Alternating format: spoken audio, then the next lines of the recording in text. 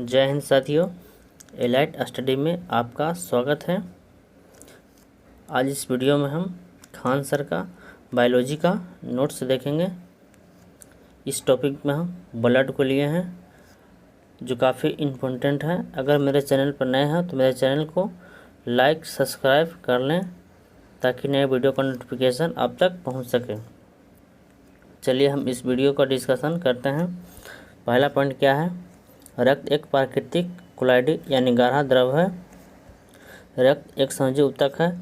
इसका pH 7.4 होता है अर्थात रक्त क्षारीय होता है। स्वस्थ मानव 5.5 लीटर रक्त अर्थात उसके कुल भार का 7% होता है। मानव का जो रक्त होता है कुल भार का 7% होता है। नेक्स्ट क्या है? महिला में पुरुष की अपेक्षा आधा लीटर ब्लड कम होता है।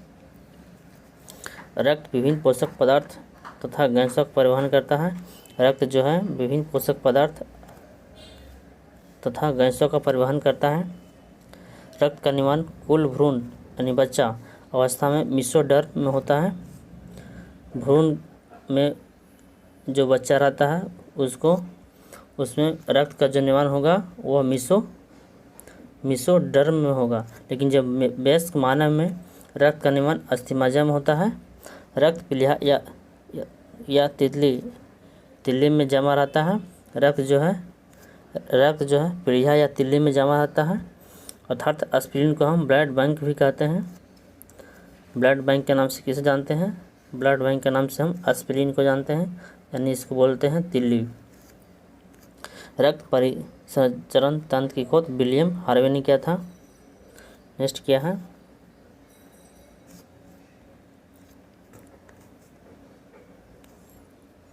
रक्त में कोलेस्ट्रॉल का समान स्तर 180 से 200 ग्राम तक होता है। 180 से 200 ग्राम तक होता है। ब्लड को हम दो भागों में बांटते हैं। प्लाज्मा होता है 55 से 60%। दूसरा रुधिराणु रक्त कण यह होता है 40 से 45%। इसमें प्लाज्मा होता है, फाइब्रिनोजेन हो जाता है, प्रोथ्रोम्बिन आ जाता है। रुधिराणु रक्त कण में जाएगा कौन? आरबीसी, डब्ल्यूबीसी, प्लेटलेट्स, इथ्रोसाइट, ल्यूकोसाइट और थ्रोम्बोसाइट। नेक्स्ट डिस्कशन करते हैं। रक्त प्लाज्मा के बारे में जान लेते हैं। यह रक्त का एक महत्वपूर्ण भाग है। इसका 90% भाग जल होता है। रक्त प्लाज्मा जो है इसका 90% जो है जल होता है। 10% भाग प्रोटीन तथा कार्बोहाइड्रेट होते हैं। प्लाज्मा में जो 90% होता है जल होता है, 10% प्रोटीन तथा कार्बोहाइड्रेट होते हैं। प्लाज्मा में पाए जाने वाला प्रोटीन फाइब्रोजेन तथा प्रोथ्रोम्बिन यह दोनों प्रोटीन रक्त को थक्का बनाने में मदद करते हैं। 10% जो प्रोटीन होता है उसमें कार्बोहाइड्रेट होता है। प्रोटीन तथा कार्बोहाइड्रेट होते हैं। इस प्लाज्मा में पाए जाने वाला प्रोटीन कौन कौन है? फाइब्रिनोजेन है और प्रोथ्रोम्बिन होता है। यह दोनों रक्त को थक्का बनाने में मदद करते हैं। नेक्स्ट क्या है? सेरम क्या है? सेरम के बारे में जान लेते हैं।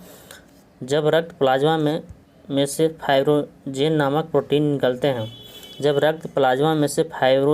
प्रोटीन निकलते हैं तो शेष बचा हुआ रक्त ही सेरम कहलाता है। हम जब प्लाज्मा में से फाइब्रोजेन निकाल लेते हैं तो जो शेष बचता है उसे हम सीरम कहते हैं। सीरम हल्के पीले रंग का होता है। सीरम जो है हल्के पीले रंग का होता है। बीमारियों की जांच सीरम से ही की जाती है। जितना भी हम बीमारियों को जांच करते हैं वो हम सीरम से ही जांच करते हैं। जैसे में ब्लड हम चेक करवाते हैं वह बीमारी का पता चलता है, उससे हम सीरम की ही जांच की जाती है। नेक्स्ट क्या है? रुधिकीम कार्पोसेल्स क्या है? इसके बारे में जान लेते हैं। यह रक्त का कनिकाय भाग होता है। यह 3 भागों में बांट सकते हैं। कौन कौन? आरबीसी, रियल ब्लड कार्पोसेल्स, लाल रक्त कनिकाएं। आरबीसी के बारे में हम नीचे डिस्कशन करते हैं।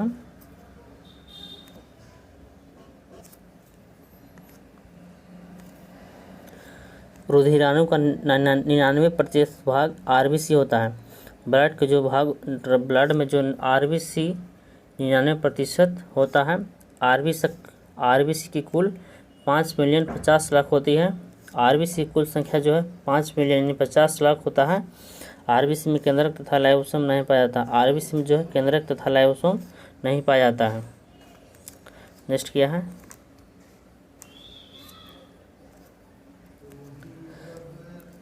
RBC को एरिथ्रोसाइट भी कहते हैं।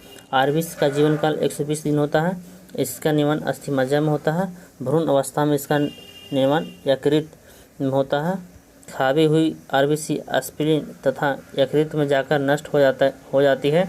एस्पिरिन को RBC का कब्र या ग्रेवयार्ड कहते हैं। RBC का आकार गोल होता है। नेक्स्ट क्या है, फिर से इसको हम डिस्कशन कर लेते हैं। इम्पोर्टेंट फैक्ट है, RBC को एरिथ्रोसाइट भी कहते हैं। RBC का जीवन काल जो होता है 120 दिन होता है।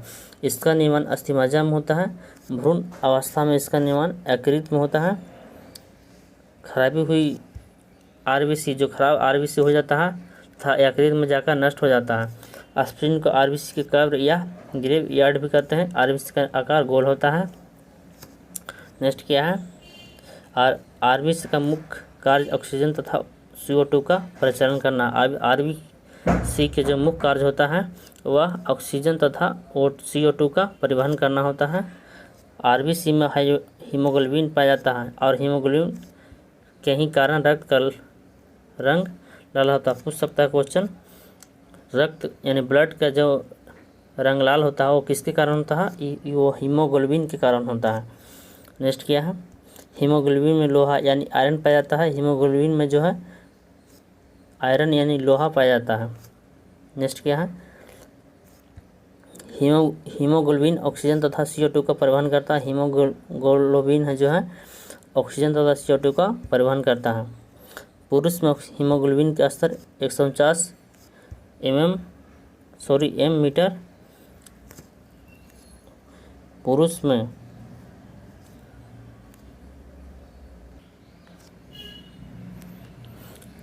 हीमोग्लोबिन का स्तर 149 m/100 ml होता है। फीमेल में हीमोग्लोबिन का स्तर 139 m/100 ml होता है।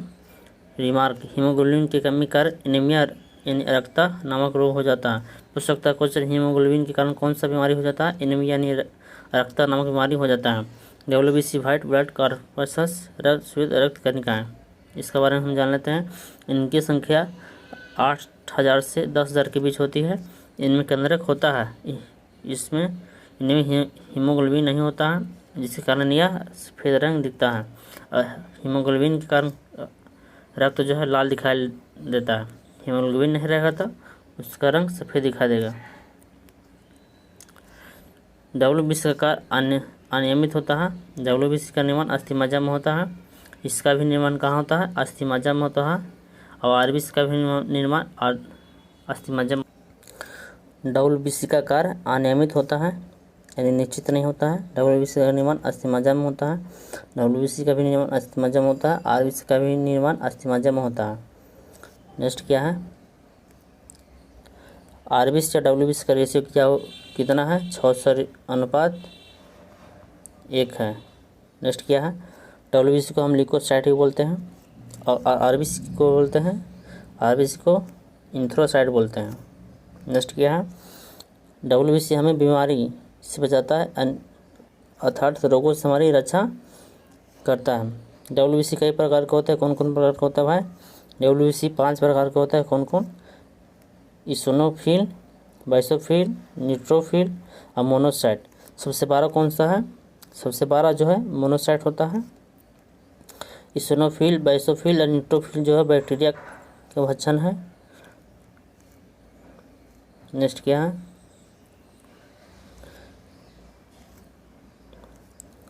लिम्फोसाइट जो एंटीबॉडी का निर्माण करता है तथा जीवाणु को नष्ट करता है। लिम्फोसाइट जो है एंटीबॉडी का निर्माण करता है। हमारे शरीर में जो एंटीबॉडी का निर्माण कौन करता है, लिम्फोसाइट, या जीवाणुओं को नष्ट करता है। मोनोसाइट का आकार सबसे बड़ा होता है। मोनोसाइट का आकार जो होता है सबसे बड़ा होता है। पूछ सकता है क्वेश्चन, WBC में सबसे बड़ा आकार किसका होता है, या मोनोसाइट का होता है।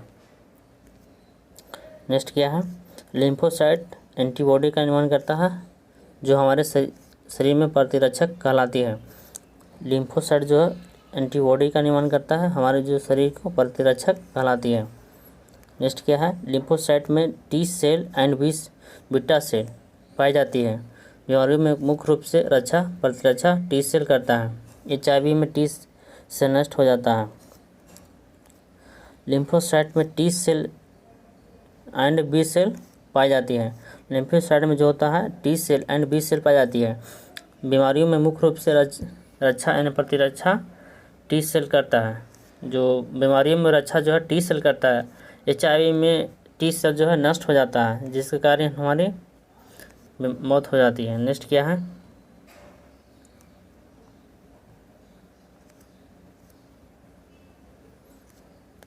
प्लेटलेट्स बीमाणु के बारे में जान लेते हैं। इससे हम थ्रोम्बोसाइट भी कहते हैं। बीमाणु को हम क्या बोलते हैं, थ्रोम्बोसाइट भी बोलते हैं। प्लेटलेट्स बीमाणु के बारे में जान लेते हैं। इससे हम थ्रोम्बोसाइट भी बोलते हैं। बीमाणु को हम प्लेटलेट्स को थ्रोम्बोसाइट भी बोलते हैं। यह रक्त को थक्का बनाने में मदद करता है। रक्त को थक्का बनाने में कौन मदद करता है, थ्रोम्बोसाइट, अर्थात यह रक्त के बहाव को रोकता है। रक्त को बहाव कौन रोकता है, थ्रोम्बोसाइट। यह रंगहीन होता है। इसका जीवन काल 4 से 5 दिन होता है। प्रति घन मीटर में इसकी संख्या 2 से 3 लाख होती है। डेंगू बीमारी में इसकी संख्या कम हो जाती है और 80,000 तक आ जाती है। नेक्स्ट क्या है, रक्त का कार्य क्या है, यानी रक्त का वर्ग क्या है। रक्त पच्य भोजन पदार्थ का परिवहन करता है। रक्त जो है पच्य भोज्य पदार्थ का परिवहन करता है। रक्त हार्मोन CO2 और O2 का परिवहन करता है। रक्त ब्लड जो है CO2 और O2 का परिवहन करता है। नेक्स्ट क्या है, रक्त उत्सर्जित पदार्थों का निष्कर्षण करता है। रक्त जो है उत्सर्जित पदार्थों का निष्कर्षण करता है। रक्त तापमान को नियंत्रित करता है। यही कारण है कि मलेरिया बुखार एस्पिरिन प्रभावित होने के कारण शरीर का तापमान गिर जाता है। रक्त जो है तापमान को नियंत्रित करता है। यही कारण है कि मलेरिया बुखार एस्पिरिन को प्रभावित करती है। यही कारण कि शरीर का तापमान गिर जाता है। नेक्स्ट क्या है, लसिका यानी लिम्फो, यह हल्के पीले रंग का तरल होता है। इसमें HB नहीं पाया जाता है, यानी हीमोग्लोबिन नहीं पाया जाता है। शरीर में बहुत सारी लसिका ग्रंथि पाई जाती है जिससे लसिका निकलकर आगे प्रवाहित होती है। लसिका का प्रवाह केवल एक ही दिशा में होता है। लसिका का प्रवाह एक ही दिशा में होता है, अर्थात कोशिकाओं से हृदय की ओर होती है। किसकी ओर होती है, कोशिकाओं से हृदय की ओर होती है। किसका प्रवाह, लसिका का प्रवाह होती है कोशिकाओं से हृदय की ओर। नेक्स्ट क्या है, लसिका शरीर को संक्रमण से बचाती है। लसिका जो है शरीर को संक्रमण से बचाती है तथा शरीर में अतिरिक्त जल को अवशोषित कर लेता है। लसिका में O2 की अपेक्षा CO2 अधिक होता है। यह घाव भरने का कार्य करती है। रक्त में RBC तथा प्लेटलेट्स के अंदर नहीं पाई जाती है। पोलियो बीमारी की लसिका तंत्र प्रभावित हो जाता है। पोलियो बीमारी में जो है लसिका तंत्र प्रभावित हो जाती है। नेक्स्ट क्या है,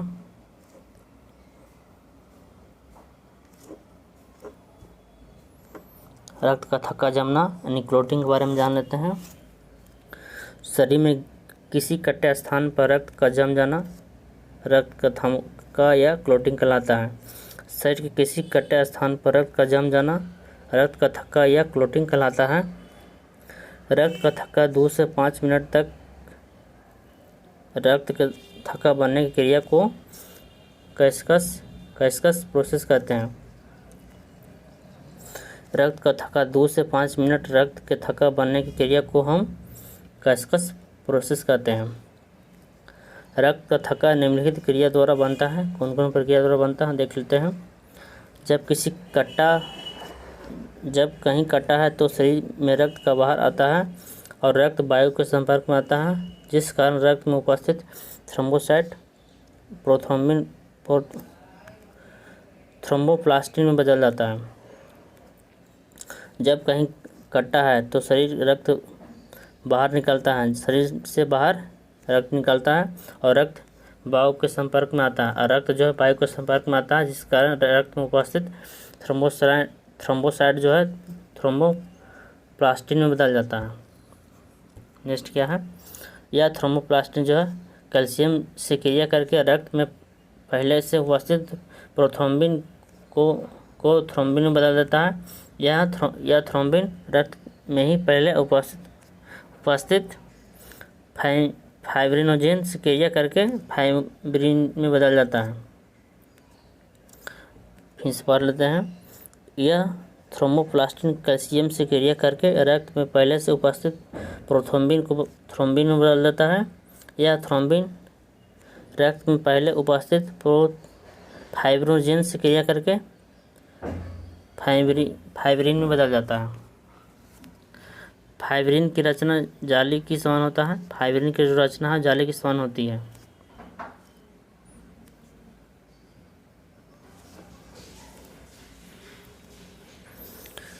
जिसमें रक्त में रुधिकाणु मुख्य रूप से आरबीसी कार फंस जाता है, जिस कारण रक्त का बहाव रुक जाता है। इसे रक्त का स्कंदन या थक्का कहते हैं। पहला क्या है, थ्रोम्बोसाइट प्लस वायु हवा मिलाएंगे तो थ्रोम्बोप्लास्टिन का निर्माण होगा। Thromboplastin plus calcium plus prothrombin मिलाएंगे तो थ्रोम्बिन का निर्माण होगा। थ्रोम्बिन प्लस फाइब्रोजेन मिलाएंगे तो हम फाइब्रिन का निर्माण होगा। फाइब्रिन प्लस रुधिकाणु यानी आरबीसी मिलाएंगे तो रक्त का थक्का जमेगा। फाइब्रिन प्लस रुधिकाणु यानी आरबीसी मिलाएंगे तो रक्त का थक्का जमेगा। रक्त के स्कंदन में मुख्य अवयव पदार्थ कौन कौन है, यह देख लेते हैं।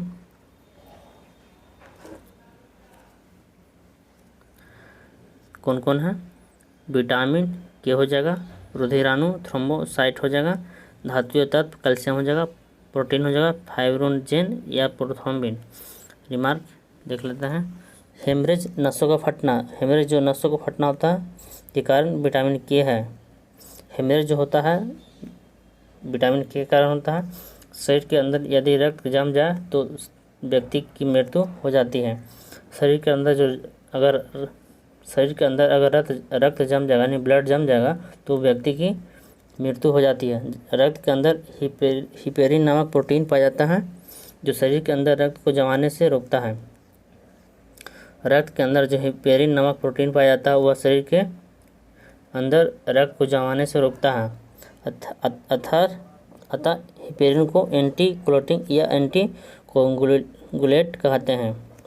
हिपेरिन को क्या बोलते हैं, हिपेरिन को एंटी क्लोटिंग या एंटी कोगुलेट बोलते हैं। नेक्स्ट क्या है, हिपेरिन वायु के संपर्क में आते ही निष्क्रिय हो जाती है। हिपेरिन जो है वायु के संपर्क में आते ही निष्क्रिय हो जाती है ताकि खून का थक्का बन सके। हीमोफीलिया एक आनुवंशिक रोग है, इसे रोग में खून का थक्का नहीं बन पाता है। हीमोफीलिया जो है एक आनुवंशिक रोग है। जिस तरह बंधाता आनुवंशिक रोग है उसी तरह हीमोफीलिया जो है यह आनुवंशिक रोग है। यह इस रोग में खून का थक्का नहीं बन पाता है अतः कटने पर रक्त बहाव नहीं रुकेगा। जिसका हीमोफीलिया बीमारी है उसका है और उसका हम किसी भी कारण कट जाता है तो उसका हम रक्त का बहाव नहीं रुकेगा। यह बीमारी इंग्लैंड की महारानी एलिजाबेथ से प्रारंभ हुआ है। यह जो बीमारी है महारानी एलिजाबेथ से प्रारंभ हुआ है।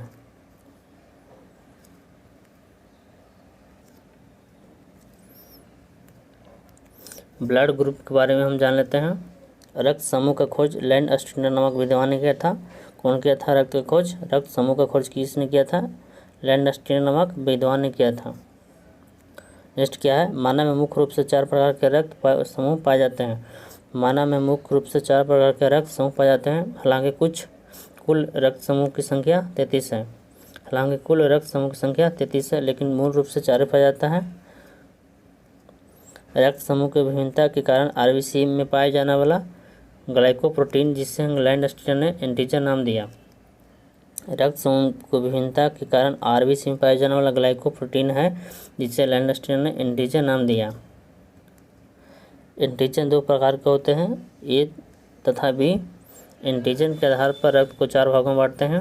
कौन कौन, एंटीजन जिसमें एंटीजन ए होगा उसमें ब्लड ए ग्रुप होगा, जिसमें एंटीजन बी होगा और ब्लड ग्रुप बी होगा, जिसमें एंटीजन ए बी होगा उसमें ब्लड ग्रुप ए बी होगा। कहने का मतलब अगर एंटीजन ए है तो उसका ब्लड ग्रुप ए होगा, बी एंटीजन है तो उसका ब्लड ग्रुप बी होगा, ए बी है तो उसका ब्लड ग्रुप ए बी होगा, और एंटीजन नहीं है तो वह ब्लड ग्रुप ओ होगा।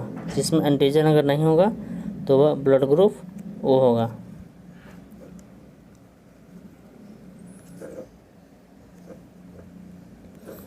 रिमार्क देख लेते हैं। रक्त के प्लाज्मा में भी एक प्रकार का प्रोटीन पाया जाता है। रक्त के प्लाज्मा में भी एक प्रकार का प्रोटीन पाया जाता है जिसमें एंटीबॉडी कहते हैं, जिसे एंटीबॉडी कहते हैं। एंटीबॉडी बीमारी से रक्षा करता है। एंटीबॉडी जो है बीमारी से रक्षा करता है। एंटीबॉडी का निर्माण लिम्फोसाइट में होता है। एंटीबॉडी का निर्माण कहाँ होता है? लिम्फोसाइट में होता है। RH फैक्टर के बारे में देख लेते हैं। इसकी खोज 1940 में लैंडस्टीनर तथा विनर ने किया था। RH फैक्टर खोज लैंडस्टीनर ने 1940 में एवं विनर ने किया था। यह एक विशेष प्रकार का एंटीजन होता है जिसमें सबसे पहले रिसर्च नामक बंधन में देखा गया। RH फैक्टर जो है सबसे पहले रिसर्च बंधन में देखा गया, अतः इसे RH कहते हैं। जिसमें RH उपस्थित होगा उसमें पॉजिटिव RH होगा। जिसमें RH नहीं होगा वह नेगेटिव RH होगा। जिसमें अगर RH उपस्थित होगा वो पॉजिटिव RH होगा। जिसमें RH उपस्थित नहीं होगा वह नेगेटिव कहलाएगा। भारत में 95% लोग RH पॉजिटिव है।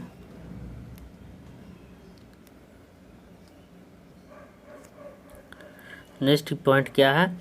ट्रांसफ्यूजन ऑफ ब्लड, रक्त का आदान क्या है, इसके बारे में देख लेते हैं। जब किसी व्यक्ति को बाहर से रक्त दिया जाता है तो उसे हम रक्त का आदान करते हैं। जब किसी व्यक्ति को हम बाहर से रक्त दिया जाता है तो उसे हम रक्त आदान करते हैं। ब्लड बैंक में रक्त 40 फ़ारेनहाइट पर रखा जाता है। ब्लड बैंक में जो रक्त है वह 40 फ़ारेनहाइट पर रखा जाता है, 40 डिग्री फ़ारेनहाइट पर रखा जाता है। एक व्यक्ति एक बार में 1 यूनिट अर्थात दूसरे में रक्त दान कर सकता है। यानी एक व्यक्ति जो है एक बार में 1 यूनिट अर्थात 200 ml रक्त दान कर सकता है। भारत में 1 यूनिट ब्लड का मूल्य 1200 से 2000 के बीच रहता है। जब हम रक्त का दान करते हैं तो ब्लड ग्रुप के साथ RH का भी मिलान करते हैं। जब हम रक्त का दान करते हैं यानी ब्लड हम जब देते हैं तो हम ब्लड ग्रुप के साथ साथ RH भी मिलाते हैं। कौन सा RH है? यदि RH प्लस का रक्त किसी RH प्लस बालक को दे दे तो पहली बार में कुछ नहीं होगा, किंतु दूसरी बार में RH नेगेटिव वाला व्यक्ति की मृत्यु हो जाएगी। क्योंकि इस स्थिति में रक्त अत्यधिक चिपचिपा हो जाता है और बहाव प्रभावित हो जाता है। इसे रक्त को अभिसंश्लेषण कहते हैं। फिर से देख लेते हैं। यदि हम RH प्लस का रक्त किसी RH प्लस वाले व्यक्ति को दे देते हैं तो पहली बार में कुछ नहीं होगा, किंतु दूसरी बार में RH नेगेटिव वाला व्यक्ति की मृत्यु हो जाएगी। क्योंकि इस स्थिति में रक्त अत्यधिक चिपचिपा हो जाएगा और बहाव प्रभावित हो जाएगा। इस ऐसे रक्त को अभिसंश्लेषण कहते हैं।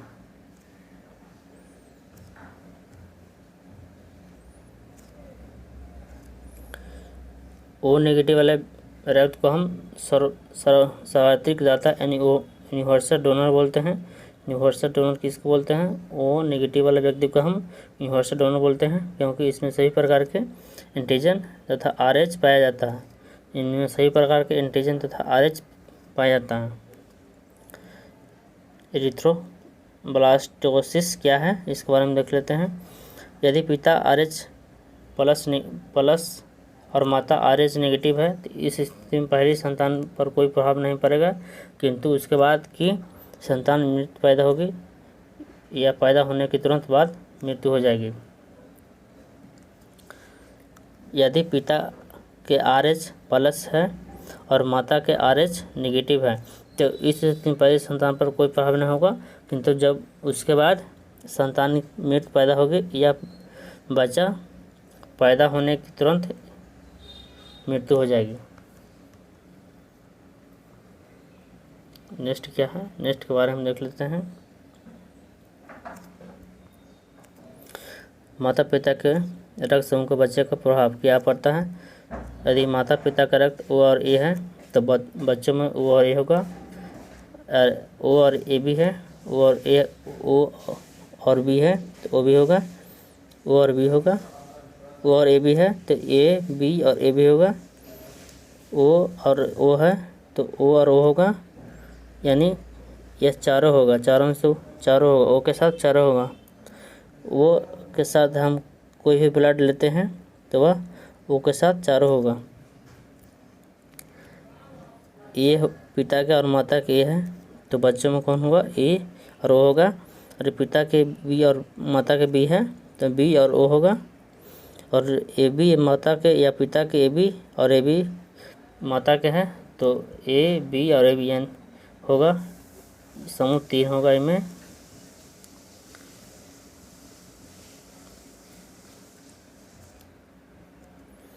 यानी पिता के और माता के भी होगा तो A B होगा। यानी माता के यानी पिता के B और माता के भी होगा तो A B और A B के साथ होगा। A और B रहेगा तो A B होगा। A और A को B से ब्लड ग्रुप के बारे में देख लेते हैं। यह एक प्रकार का रक्त समूह है जो 40 लाख लोगों में से किसी एक में पाया जाता है। इसमें एंटीजन ABO होता है। इसकी खोज 1952 में मुंबई में डॉक्टर बायजी बेंडे ने किया था और इसे बॉम्बे ब्लड कहते हैं। बॉम्बे ब्लड क्या है, यह एक प्रकार का रक्त समूह है। बॉम्बे जो है एक प्रकार का रक्त समूह है। 40 लाखों में से किसी एक में पाया जाता है। 40 लाखों में से किसी एक में पाया जाता है, जिसमें एंटीजन ABO होता है। इसकी खोज 1952 में मुंबई में डॉक्टर बायजी बेंडे ने किया था। इसे बॉम्बे ब्लड ग्रुप कहते हैं। चलिए वीडियो को हम यहीं एंड करते हैं। इस तरह के वीडियो लाने के लिए मेरे चैनल को सब्सक्राइब कर लें ताकि नए वीडियो का नोटिफिकेशन आप तक पहुंच सके। जय हिंद।